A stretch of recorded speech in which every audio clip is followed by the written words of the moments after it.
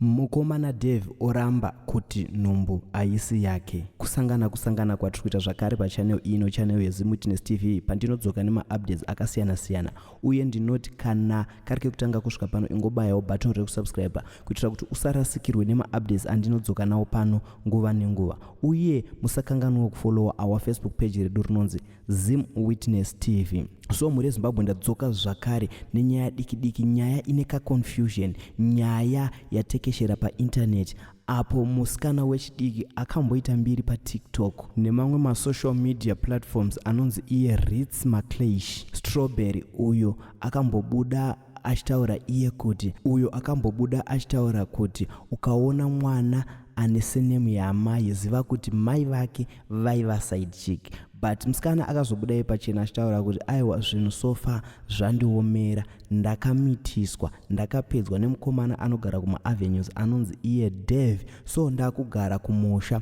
Muri yeZimbabwe zvinhu zvandiomera, dai mangondiwanirawo kana basa zvaro nekuti nichandinogonawo chega. Inyaya dzeTikTok idzodzi, zvimwewo handizvikwanise. So musikana ari kuchema achiti haana kana mari yekutengera mwana mapamba. Apa muridzi wenhumbu mukomana uyu anonzi Dave, anogara kuma avenue, ari kuramba nhumbu yake. Saka andoitawo sei? Zvino manje mukomana Dave wacho azobudawo achiposta pa Instagram wo pake akanyora mashoko iwo, mashoko ekuti muZimbabwe ukanyarara unenge watobvuma nyaya. Guys, asi nhumbu dzakuita gore kunge nzou.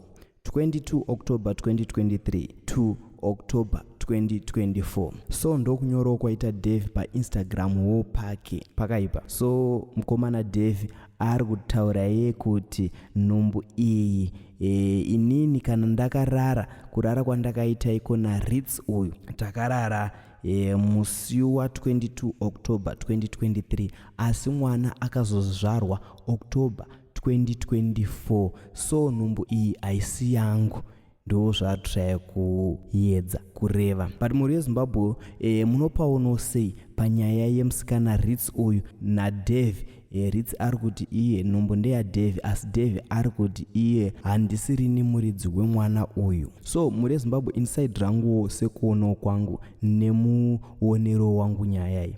Before tisatenda kure, kana munhu ukava socialite hazvina kunzi pota uchitaura mamwe makots asiriwo. Usanyanyotaura makots ano-involve, anoshora mamwe masituations evamwe vanhu, nekuti mangwana you end up wamusituation yakadaro.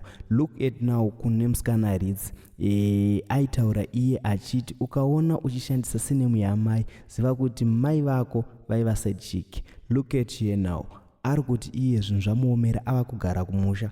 Munhu waari kuti muridzi wenhumbu ari kuramba. Muri yeZimbabwe zvinhu zvakangomo zvacho. So ngasangane mucomment section muchiti udzowo mafungiro nemaonero enyu about nyaya yaRitz nemukomana Dave.